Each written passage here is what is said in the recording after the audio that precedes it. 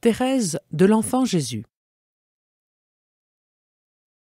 Que demandes-tu à l'Église de Dieu? La foi.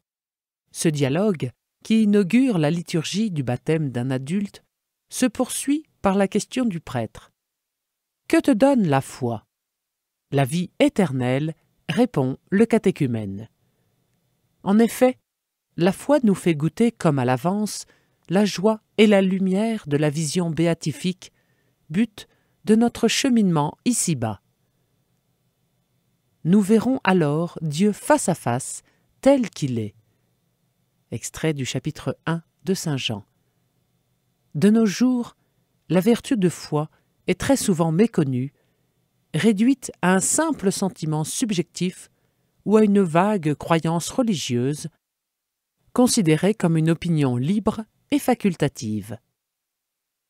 Il ne s'agirait que d'une conviction personnelle, appartenant au domaine privé et qui ne regarderait personne, et surtout pas l'Église.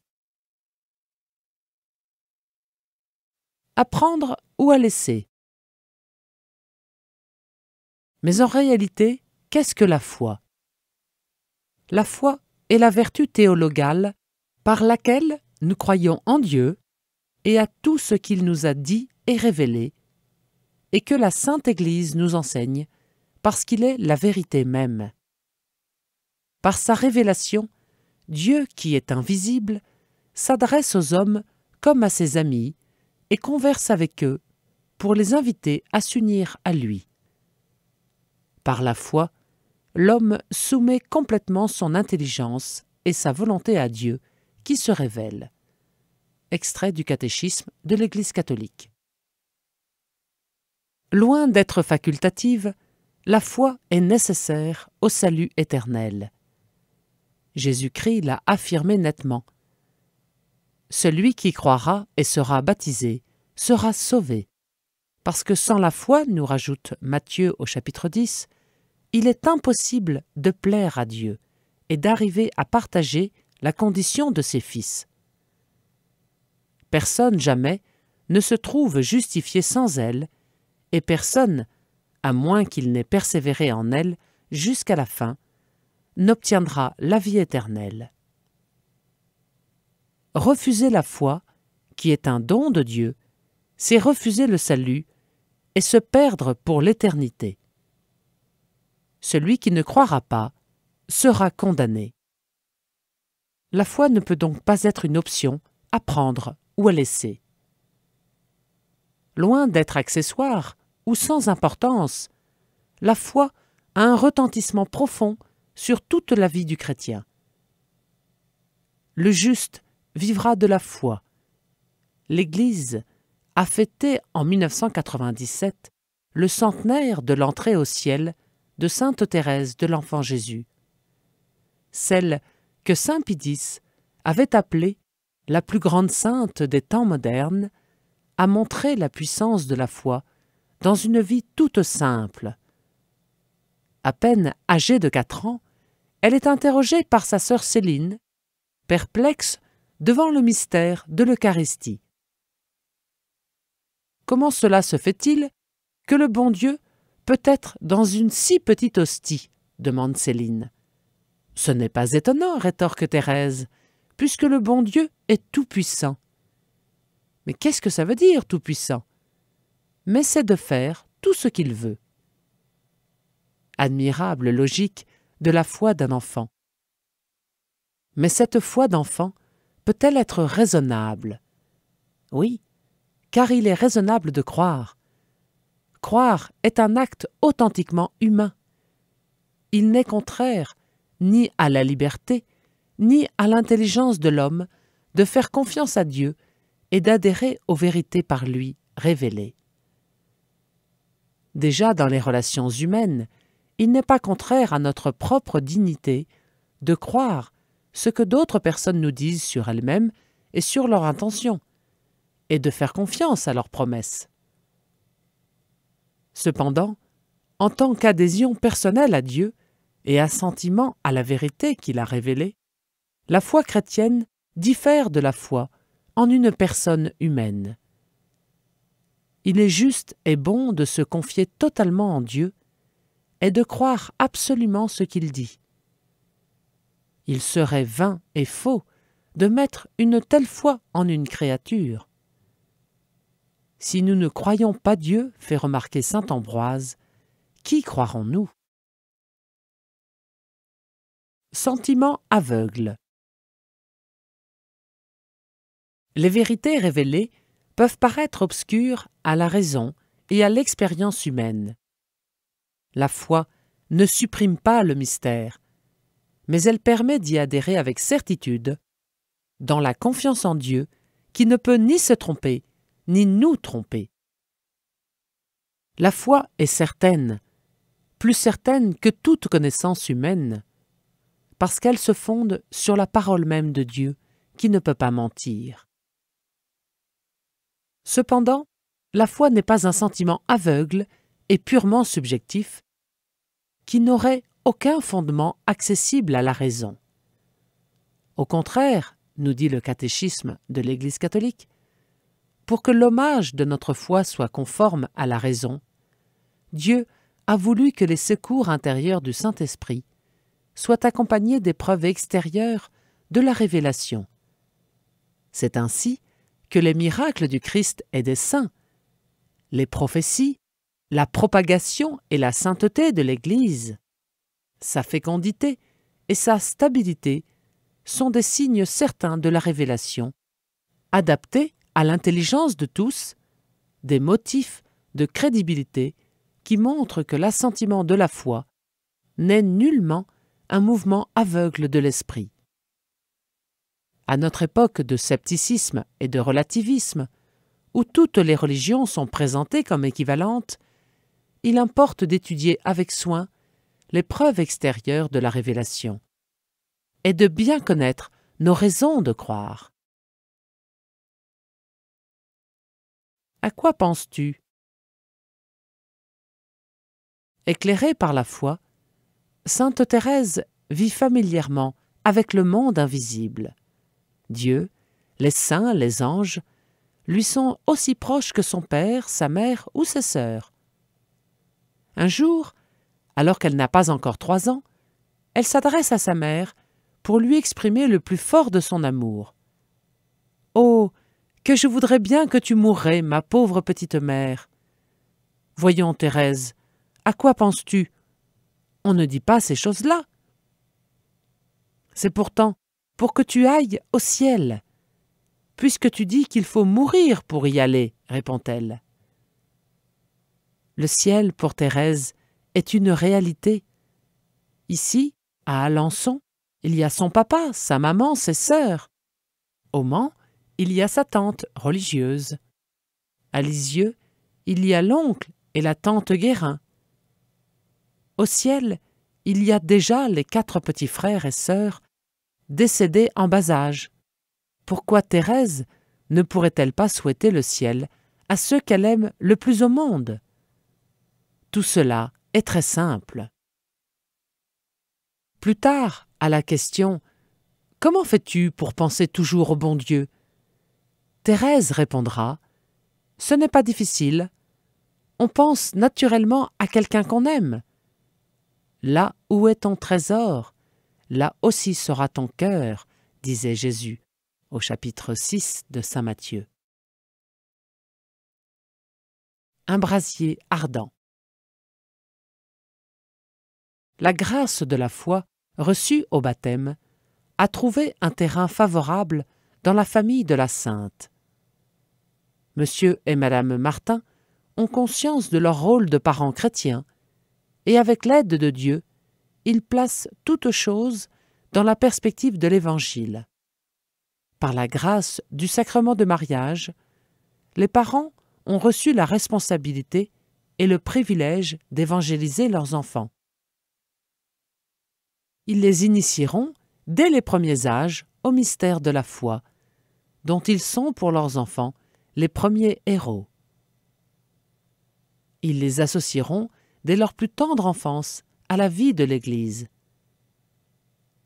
Les manières de vivre familiales peuvent nourrir les dispositions affectives qui, durant la vie entière, restent d'authentiques préambules et des soutiens d'une foi vivante.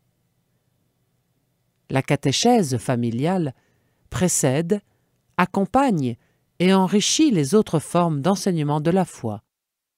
Les parents ont la mission d'apprendre à leurs enfants à prier et à découvrir leur vocation d'enfants de Dieu. Extrait du catéchisme de l'Église catholique. La foi révèle à sainte Thérèse la paternité de Dieu et son amour miséricordieux. Toujours, le Seigneur a été pour moi compatissant et rempli de douceur, lent à punir et abondant en miséricorde, écrira-t-elle au soir de sa vie. À moi, il a donné sa miséricorde infinie, et c'est à travers elle que je contemple les autres perfections divines.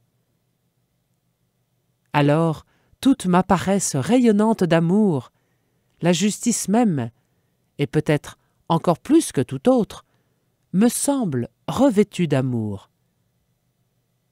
Elle a compris que la faiblesse, l'impuissance, le péché même, pourvu qu'on le regrette, loin de faire obstacle à la miséricorde de Dieu, la provoque et l'attire. Oui, je le sens. Quand même j'aurai sur la conscience tous les péchés qui peuvent se commettre, j'irai, le cœur brisé de repentir, me jeter dans les bras de Jésus, car je sais combien il chérit l'enfant prodigue qui revient à lui. Je sens que cette multitude d'offenses serait comme une goutte d'eau jetée dans un brasier ardent. Comme en détournant la tête. Par sa foi vive, la sainte découvre la miséricorde de Dieu, même à travers la souffrance. Le plan de Dieu lui apparaît clairement.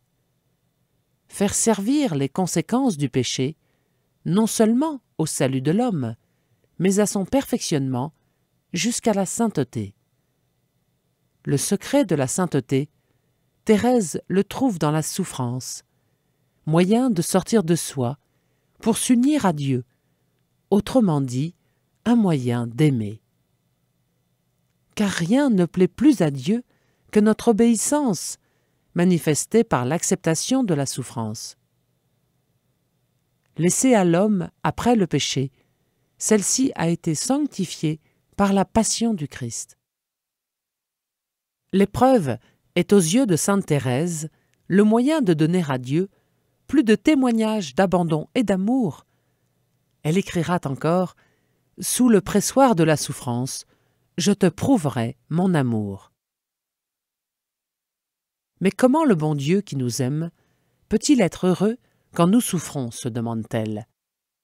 Et son amour lui dicte cette réponse. Non, jamais notre souffrance ne le rend heureux. Mais cette souffrance nous est nécessaire. Alors, il la permet comme en détournant la tête. Le péché ayant rendu la souffrance nécessaire, Dieu la veut, mais par amour, comme le moyen de ramener l'homme à l'aimer. Remède amer, mais étant donné l'égoïsme de l'homme, remède nécessaire à la santé et au bonheur de l'âme. Il en coûte à Dieu de nous abreuver à la source des larmes, écrit-elle.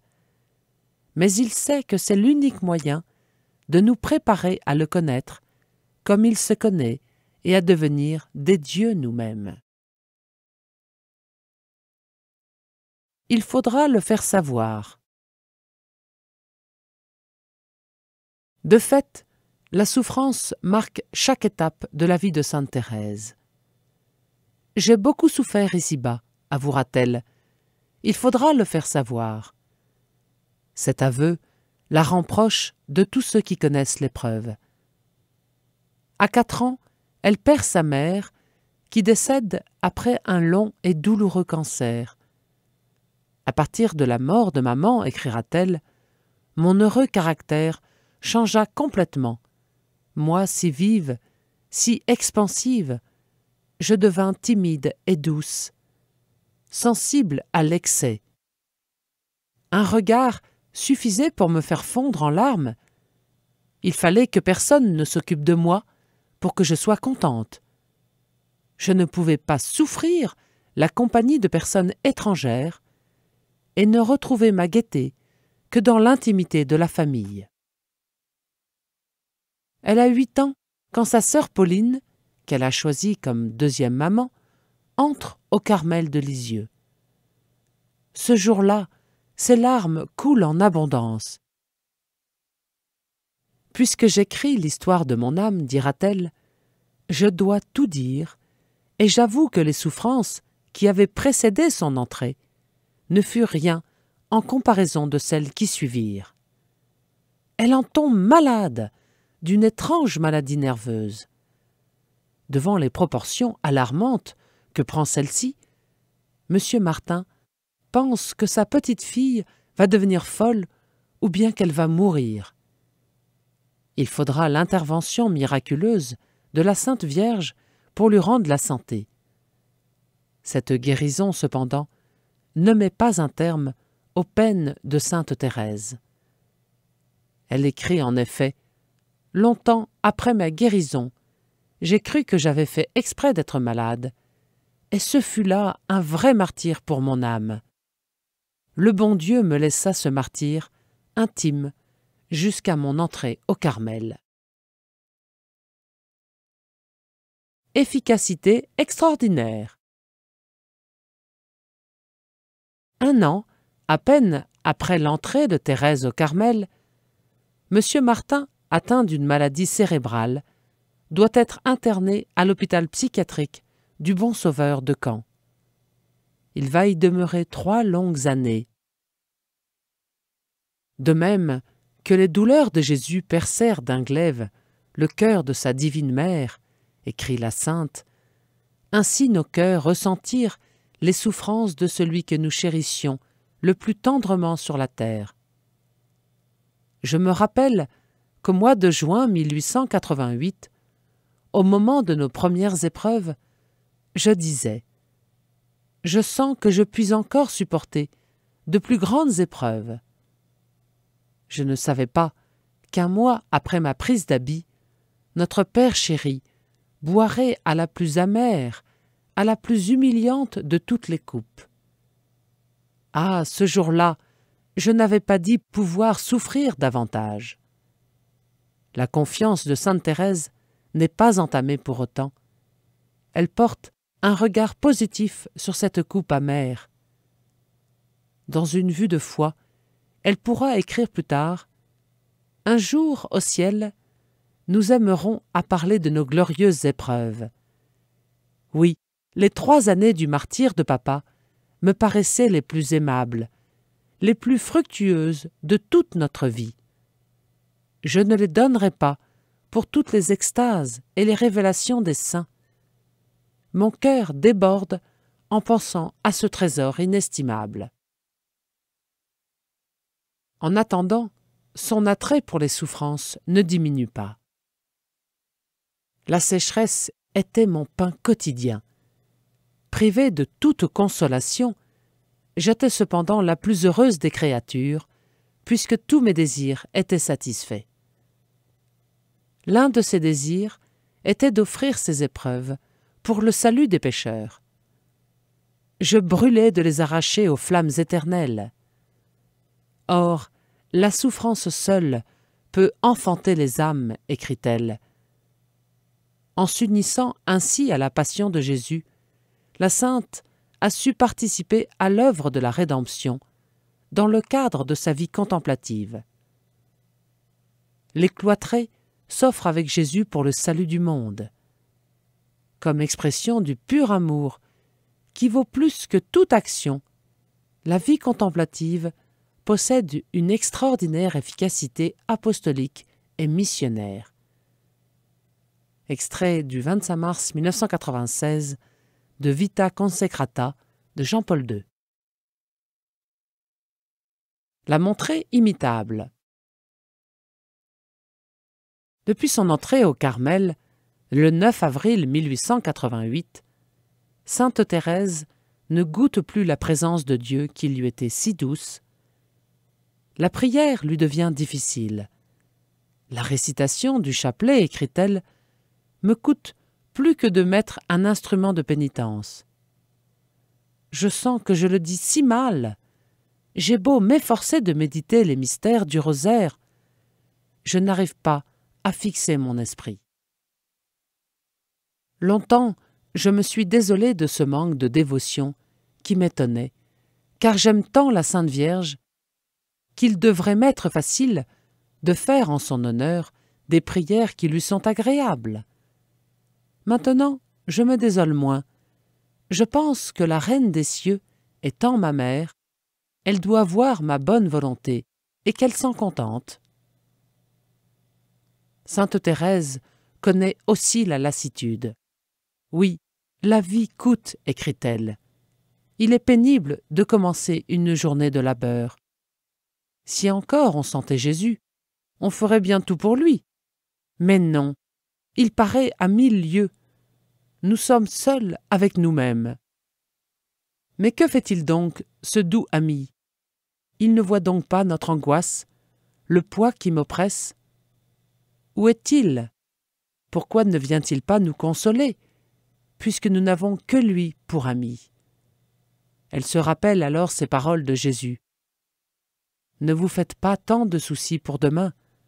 Demain se souciera de lui-même. À chaque jour suffit sa peine, nous l'écrit saint Matthieu au chapitre 6. Portant sa croix au jour le jour, Thérèse chante « Si je songe à demain, je crains mon inconstance. Je sens naître en mon cœur la tristesse et l'ennui. Mais je veux bien, mon Dieu, l'épreuve, la souffrance, rien que pour aujourd'hui. » La patience de sainte Thérèse s'est exercée presque toujours sur des souffrances semblables à celles que nous trouvons tous, chaque jour, sur notre chemin. Souffrances petites, cachées, qui nous blessent et qui, faute d'une foi éveillée et amoureuse, nous abattent et nous rendent sombres, à charge à nous-mêmes et aux autres. Pour porter ces peines, sainte Thérèse recourt bien souvent à la très sainte Vierge, sa maman du ciel, dira-t-elle. Jamais elle ne manque de me protéger, aussitôt que je l'invoque. Elle trouve en Notre-Dame un réconfort maternel et un modèle de foi et d'amour à travers une vie tout ordinaire. Que j'aurais donc bien voulu être prêtre pour prêcher sur la Sainte Vierge. Pour qu'un sermon sur la Sainte Vierge me plaise et me fasse du bien, il faut que je voie sa vie réelle, pas sa vie supposée, et je suis sûre que sa vie réelle devait être toute simple. On la montre inabordable, il faudrait la montrer imitable, faire ressortir ses vertus, dire qu'elle vivait de foi comme nous, en donner des preuves par l'Évangile, où nous lisons au chapitre 2 de saint Luc, ils ne comprirent pas ce qu'il leur disait. Et cette autre, non moins mystérieuse, au chapitre 2 de saint Luc, ses parents étaient dans l'admiration de ce qu'on disait de lui. Cette admiration suppose un certain étonnement. Ouragan de gloire. Le 2 avril 1896, durant la Semaine sainte, 2 crachements de sang révèlent à sainte Thérèse qu'elle est atteinte de tuberculose. Avec sérénité, elle envisage sa mort prochaine. C'était comme un doux et lointain murmure qui m'annonçait l'arrivée de l'époux, dira-t-elle. Mais dans la dernière année de sa vie, son âme est envahie des plus épaisses ténèbres. Le ciel se dérobe à ses regards et de fortes tentations contre la foi l'assaillent. Dans cette épreuve, elle a conscience de partager le sort des incrédules. Jésus m'a fait sentir, écrira-t-elle, qu'il y a véritablement des âmes qui n'ont pas la foi, qui par l'abus des grâces perdent ce précieux trésor, source des seules joies pures et véritables. Par amour, elle accepte cette épreuve. Je dis à Jésus que je suis heureuse de ne pas jouir de ce beau ciel sur la terre afin qu'il l'ouvre pour l'éternité aux pauvres incrédules. Son agonie, le 30 septembre 1897, ressemble à celle de Jésus, sans aucun mélange de consolation. Mais ses dernières paroles expriment la victoire de sa foi et de son amour. « Oh, je l'aime, mon Dieu, je vous aime !» Cette passion débouche sur son entrée au ciel et ici-bas sur un ouragan de gloire sans pareil. La petite carmélite va bientôt attirer des foules.